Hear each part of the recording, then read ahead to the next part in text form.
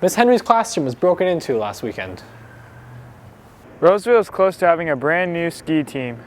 And an all-new movie review coming at you from a galaxy far, far away. All this and more on an all-new TigerCast News, January 15th, 2016.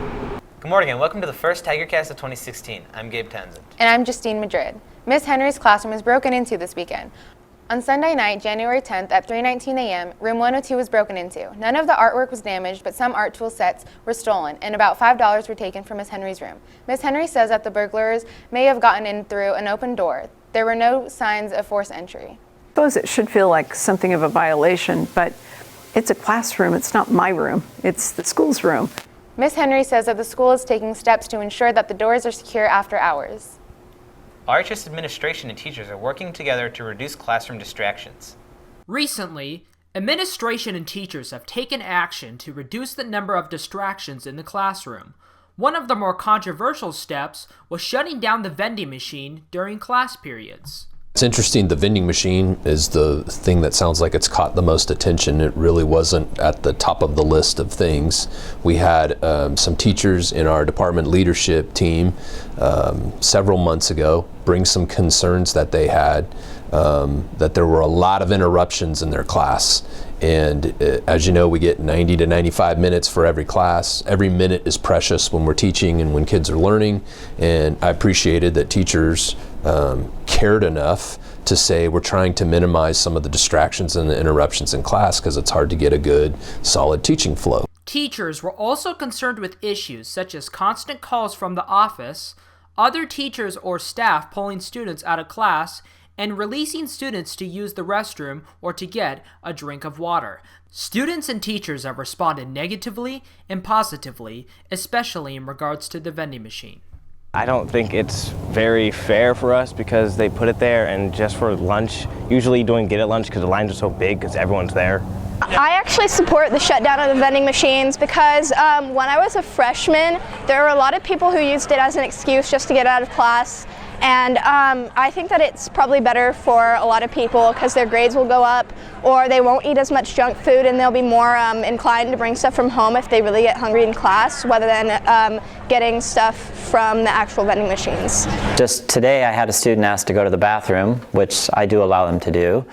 And when he came back, he had stuffed his pockets with items, I believe, from the vending machine. So I think closing the vending machines is going to limit that. And as far as water, you know, there's a mixed reaction to that. Students should bring water bottles to school. If they stay hydrated, they're more likely to stay more attentive in class. A lot of research has shown that. But at the same time, you know, there are those days where it's hot and students do forget it, especially if they're an athlete, they need to stay hydrated. But it just depends on where it is in the teaching moment. According to Mr. Bird, administration will tighten policies to continue eliminating distractions. This term, students were forced to change the passwords in order to access their student accounts. The password change made student accounts more secure. We've had the system for years where the student password was your student ID, and it's no surprise to anybody, your student ID really isn't all that secure. Let's change the password so students are in control of their password and it is secure and their friends can't hack into their account and do stupid things with their account. I'm glad that they're doing it. It's long overdue.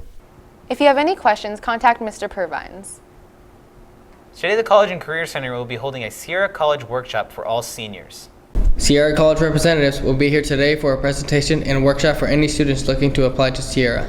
They're trying to help graduating seniors just like streamline the process to apply to Sierra College. All applications will be submitted online on the spot. So any student who attended the workshop went on the Chromebook, they actually did their online application to Sierra College on the spot. Students will be able to utilize the many tools associated with applying for college. And they also utilize the placement tool.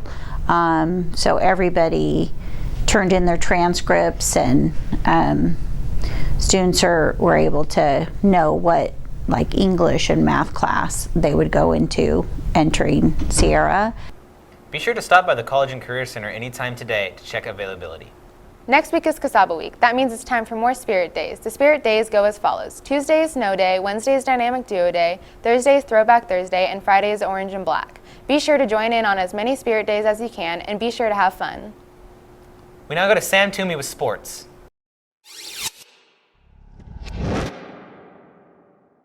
Thanks guys, and welcome to an all-new TigerCast Sports Network. I'm Sam Toomey. In this edition of TCSN, we take a look at a new sports team coming to Roseville High School this winter season. Josh Carson has the story. Marina Estedeju and 4 other students have been pushing for a ski team here at Roseville. They've had to go through a long process to get the team recognized. First, I talked to Mr. Wilson and Ms. Dodds about making this a sport for our school, and then I talked to Mr. Bird to see if he could go to the meeting, which is at the Auburn Ski Club, which is next to Boreal where we practice, to get all the information, and he did. And then I'm just waiting to hear from the school board, the district office, and see if it gets approved, and then we are officially a sport. Despite the ski team not being official yet, fellow ski team member Jamie Bateman sees the potential for expansion. I think it'll grow in, people want to do it as it gets more, because people still think, I still thought of it up until, it got finalized as kind of like a club, not really like a team. But now I think it'll start to get more popular as as we start competing more and stuff like that. Yeah. With possible expansion in the future, Marina hopes that it comes with more events and benefits for the team. Yeah. Well, I'm hoping that once they make it official, that next year we get snowboarding and we can get a bigger team, possibly get actual coaches that can go up and ski and snowboard with us. Also hoping, and Placer's also hoping that we can get other schools in our area like Granite Bay and Oakmont and Wood Creek involved, so they can also get teams, and then we can have more competitors, because right now it's mostly just Placer High School and Colfax and all the high schools up the hill and Davis, and that's pretty much it. The ski team plans to compete this winter season. The boys junior varsity basketball team is having a great season with an 11-5 record with 9 more games to go. Sophomore Jace Georgie credits his team's success to the offensive mindset. Well, we take a lot of open shots, and we're really unselfish with the ball, and we like to dump the ball down to the post a lot, and usually our post players can finish, and we get a lot of offensive rebounds too, so a lot of second chance points. The JV team plays tonight at 5:30. Just a reminder that TCSN is live streaming the boys varsity basketball game against Bella Vista. Live coverage starts at 7. Go to youtube.com and search TigerCast live streams. Now on to Austin Collins with entertainment.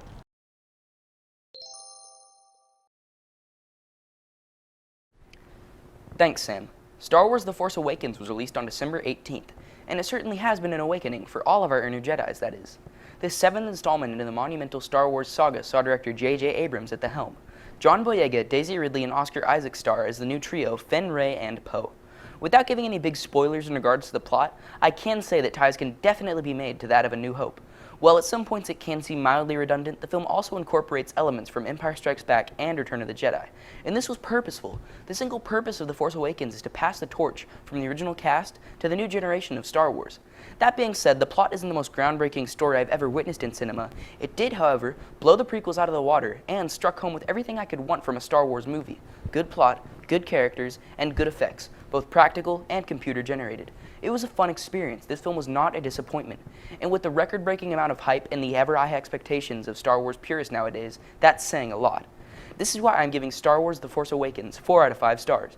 Be sure to check out my spoiler-filled review on my TigerCast Entertainment channel. For a link to this channel, check the description down below. We now go back to Gabe for more news. Roseville Youth Officer Carlos Cortez's term at RHS is coming to a close this school year. We go to Preston Walter with the story. Roseville High School Youth Officer Carlos Cortez is leaving after 5 years. The position I'm in right now is a specialty assignment, and every specialty assignment, the maximum service time that you can participate in is 5 years. So I've already reached that maximum of 5 years, and obviously have to give somebody else an opportunity to come work at the school. I would love to stay if all possible, but I understand. We have to rotate our officers through, so that's the reason why I don't want to leave, obviously, because I like it here and I like working with you guys, the students. So. Cortez tells us what he'll miss most about Roseville High School. The kids, interacting with the kids, just the hospitality that I receive from Roseville High School kids. Cortez will be moving back into the patrol. Although no decision has been made on a replacement, he will be missed. We will continue to update you on the story whenever a replacement is decided. School talent show is on February 18th. Tryouts will be on January 26th and 28th, as well as February 2nd and the 4th. Tryouts on the 26th and 2nd will be during both lunches, and the tryouts on the 28th and the 4th will be after school from 3 to 4 in the Patty Baker Theater. Auditions took place for the new musical at RHS. The musical is called the 25th Annual Putnam Spelling Bee, and the auditions were held this week. It's based on how you feel in the moment. Like if you're comfortable on stage, it's going to be easier for you, but it's all based on your comfort levels, really, and how much you relax before you walk in. The musical will be held on April 14th through 16th and 21st through 23rd. What if the most prized possession by teenagers can also be used effectively for educational purposes in their school lives? We go to Dan Gunko with his top apps every student should have. Schools have evolved greatly over the past few years. No longer limited to just textbooks and pencils, smartphones can now be used to help you get through school as well. Here are my top 5 apps every student should have. The first is Khan Academy. Many teachers around RHS already implement Khan Academy in their classroom, and having it on your smartphone should help as well. Khan Academy tackles many subjects, offering videos and other guides to help you get through the class. The next app is Quizlet. Quizlet is an easy-to-use index card app that does much more than its paper equivalent. Quizlet allows online integration, meaning you can share note cards with other classmates, and also adds other fun activities to help you master those terms. Duolingo. Foreign language is necessary for all students in high school, and Duolingo can help you learn that language in a more enjoyable and intuitive way. With the variety of languages Duolingo currently supports, it just might encourage you to learn a whole new language as well. The next is Google Classroom. Many teachers around Roseville High School already use Google Classroom to keep you updated when the next test is coming up, as well as when your homework is due. Putting it on your smartphone will help keep you notified and organized. Finally, My Study Life. Offering a variety of tools such as your schedule and agenda, My Study Life helps students more easily become organized, something all students can get better at. That's it for me. We now go back to Justine with more news. TigerCast is sad to report that former Roseville High School student Brandon Bridges passed away in a fatal car accident last Monday. Brandon graduated in 2011 and passed away at only 22 years old. Our thoughts go out to his family. That's it for us today on TigerCast News. And remember, we're always on at eyeofthetigernews.com. See you next time.